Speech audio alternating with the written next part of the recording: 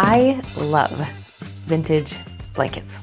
All kinds of wool ones, crocheted ones, flannel ones, all of them. Even when they're in terrible shape, I grab them up at the thrift store because they make great pet blankets. So it goes without saying that my picnic blanket is vintage. This is the one that I chose to go to the park with me. It may not be a traditional picnic blanket, but I chose it for a few reasons, some of which are factors you should consider if you're in the market for a vintage picnic blanket. First is the material it's made of. This one may look like cotton or wool, but it's actually acrylic yarn.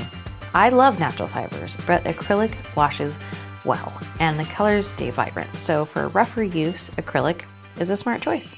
I love wool blankets. I have several, and truthfully, wool would be the best choice if it's an option. There's a reason army blankets and trapper blankets are made from wool. It's tough and it's naturally water wicking, which means it dries very quickly. And did you know wool blankets actually sort of self-clean? Yeah, they shed dirt. Pretty amazing. That said, they can also be worth a pretty penny. My personal favorite, this gorgeous Swedish wool blanket is worth like $300. Did I pay that?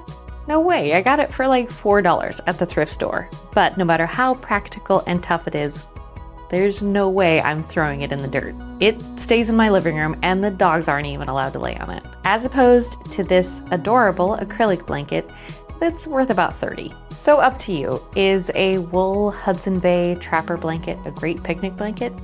Yeah. Would I use it as one? No way. But if you're bougie like that, go for it. They're actually pretty practical. And one more recommendation before you even lay out your blanket. Consider doubling up your layers. I was lucky enough to find this neat thing at the thrift store the other day, the Neat Sheet, with 101 uses. The Neat Sheet ground cover, ready for anything. It's just a water repellent sheet that's meant to be used outdoors. So I'll lay it under my cute blanket to keep it clean and stay dry. If you're lucky enough to find something like this, awesome. If not, you have options. Painter's tarps, like this one, are great. They aren't waterproof, but they keep dirt away and they add some cushion. I think I got this one for like $9 at Harbor Freight, and I use it for everything. If you're feeling crafty, you can make it waterproof with a beeswax blend, but it works great just as it is. So that's my strategy.